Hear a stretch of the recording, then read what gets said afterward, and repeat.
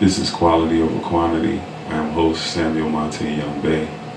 This is a series entitled Treaties with the United States and Morocco and/or Moors. I've got enough stress. On my own. Your heart rate change. And the treaty that we're going to get into today is the House of Representatives Concurrent Resolution 331 from 1988. Now, this document is from the 100th Congress, 2nd District Session, House of Representatives, Concurrent Resolution 331, in the Senate of the United States, October 5th, Legislative Day, September 26, 1988, received and then referred to the Select Committee of Indian Affairs, October 21st, Legislative Date, October 18, 1988, Committee discharged. So this document here is between the Senate of the United States and the Select Committee of Indian Affairs, as previously stated in other books in other videos about authors, Dr. Jose V.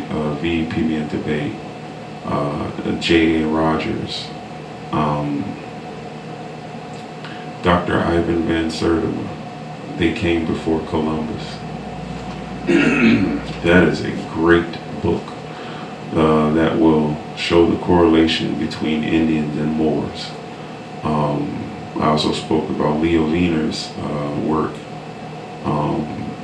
on the plant life, the vegetation, the things that were grown by the Indians and how they correlated with things that are grown in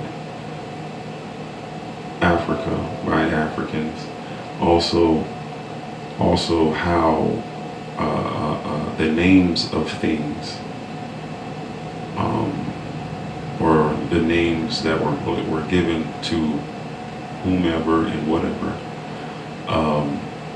were similar, if not damn near spot on accurate, to names from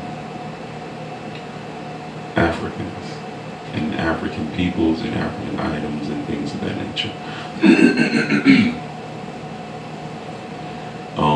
So this letter shows the connection between the United States government, whichever government it is now, because it was a new one when George Washington was speaking to Moors, and now it's possibly a new one again because it's 1988.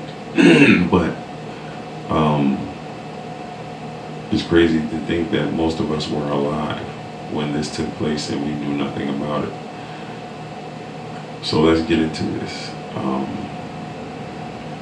House of Representatives Concurrent Resolution 331. Concurrent resolution to acknowledge the contribution of the Iroquois Confederacy of Nations to the development of the United States Constitution and to reaffirm the continuing government-to-government relationship between Indian tribes and the United States established in the Constitution. Bam. Now that right there is already an eye-opener to the connection between the United States and the Iroquois Confederacy of Nations. The Iroquois Confederacy of Nations were definitely Moors. A lot of their names, like the actual names of the people, are Moorish names, or what history would refer to as Mohammedan, or Mohammedan names, but they are very Moorish completely. And then it also already establishes the connection with the Confederacy of Iroquois Nations, Moors, establishing and developing the Constitution for the United States. Let us continue. Whereas the original framers of the Constitution, including most notably George Washington and Benjamin Franklin, are known to have greatly admired the concepts of the Six Nations of the Iroquois Confederacy. They admired the concepts of the Six Nations of the Iroquois Confederacy. Oh, Georgie Porgy and Old Ben. Whereas the confederation of the original 13 colonies into one republic was influenced by the political system developed by the Iroquois Confederacy. Oh.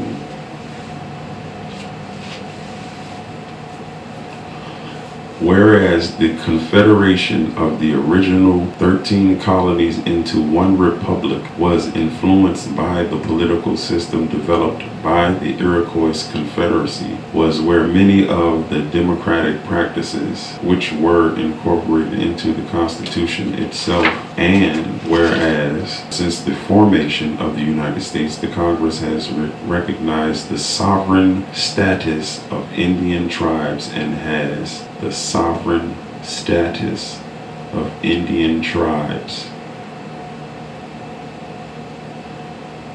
We know Indians are Moors, the true Indians, and it has, through the exercise of powers reserved to the federal government and Commerce Clause of the Constitution, Article 1, Section 2, Clause 3, dealt with Indian tribes on a government-to-government basis, and has, through the Treaty Clause, Article 2, Section 2, Clause 2, entered into 370 treaties with Indian tribal nations. Entered into 370 treaties with Indian tribal nation.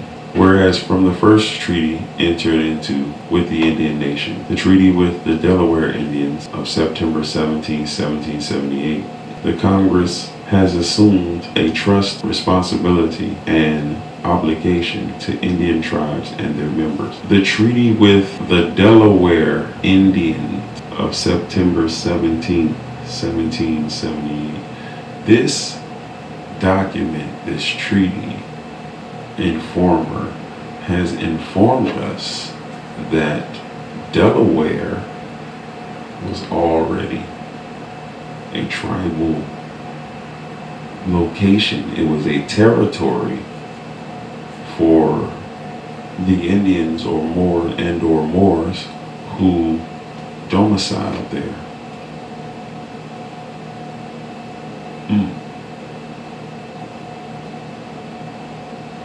I wonder how many other states still carry the original indigenous names applied to them, or the names of the peoples applied to the territories, because they aren't states, they're territories. But I'll just continue. This document is really giving it up.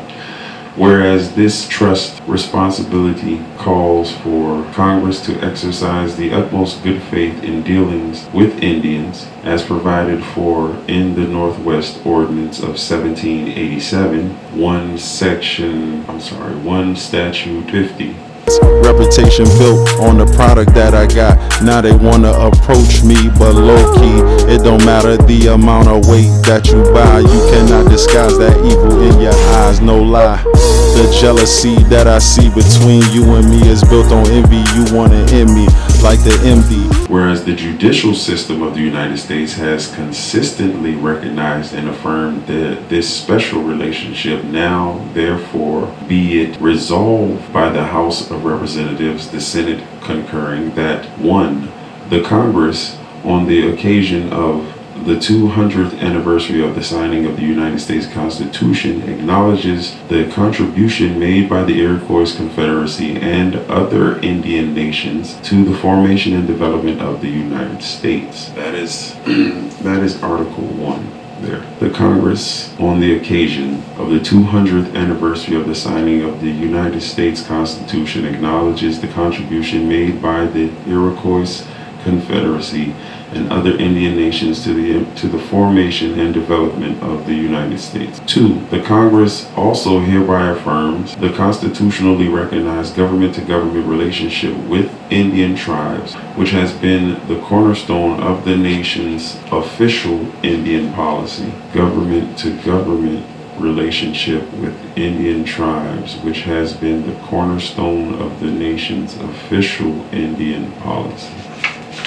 3. The Congress specifically acknowledges and affirms the trust, responsibility, and obligation of the United States government to Indian tribes. The Congress specifically acknowledges and reaffirms the trust, responsibility, and obligation of the United States government to Indian tribes, including Alaska Natives, for their preservation, protection, and enhancement, including the provision of health, education, social, and economic assistance programs as necessary, and including the duty to assist tribes in their performance of governmental responsibility to provide for the social and economic well-being of their members and to preserve tribal cultural identity and heritage. That was a lot. That was a lot right there. That was a mouthful. We're gonna run that back, but I just want you to realize what that was stating there. We was talking about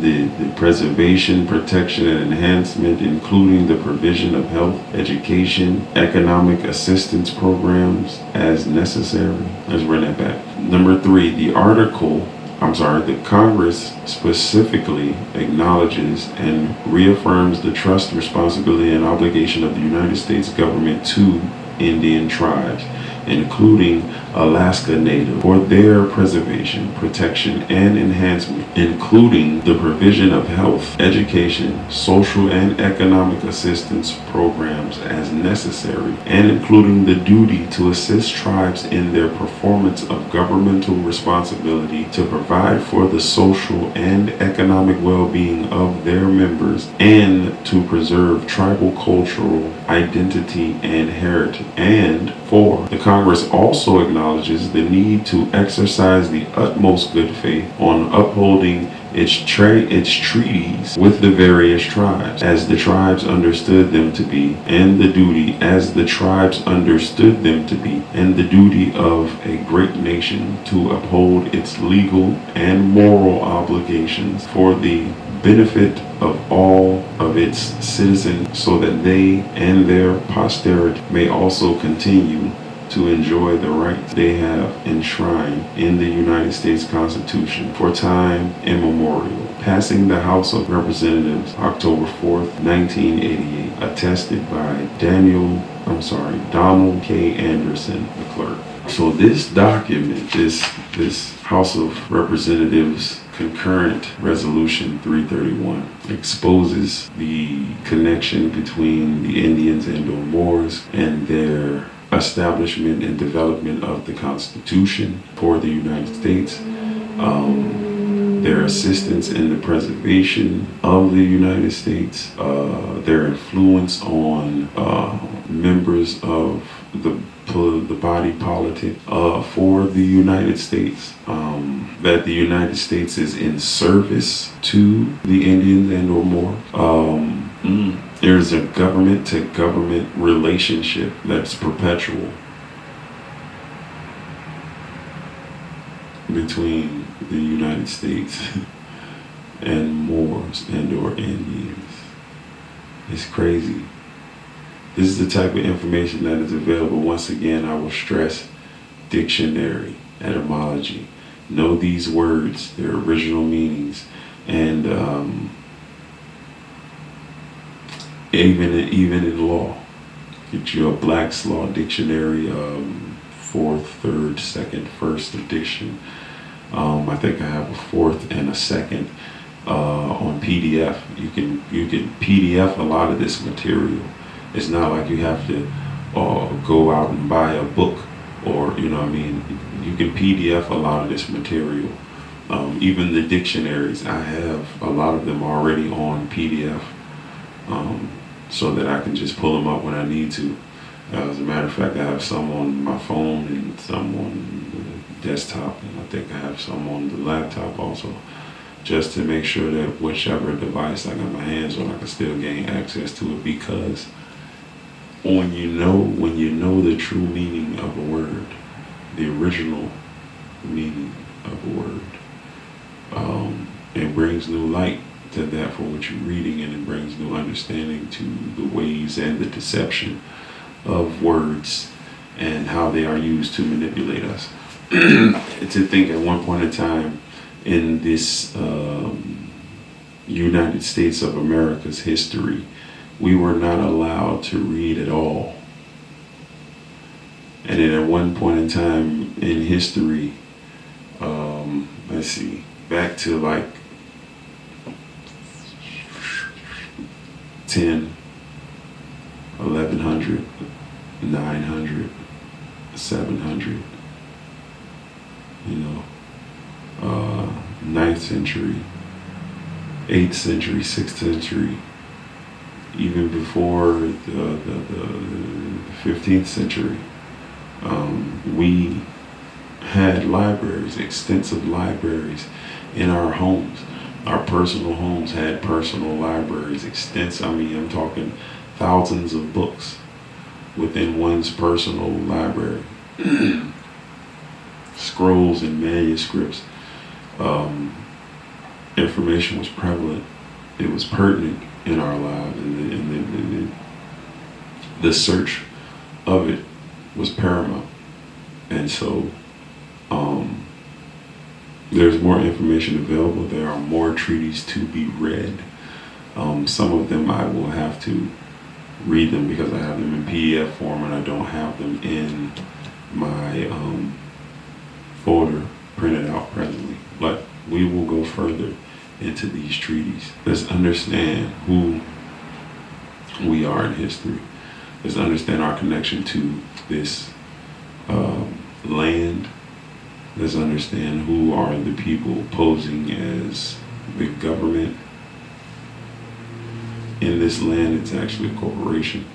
And realize how important, how prevalent we are to this establishment of everything, especially here in this nation of the Americas.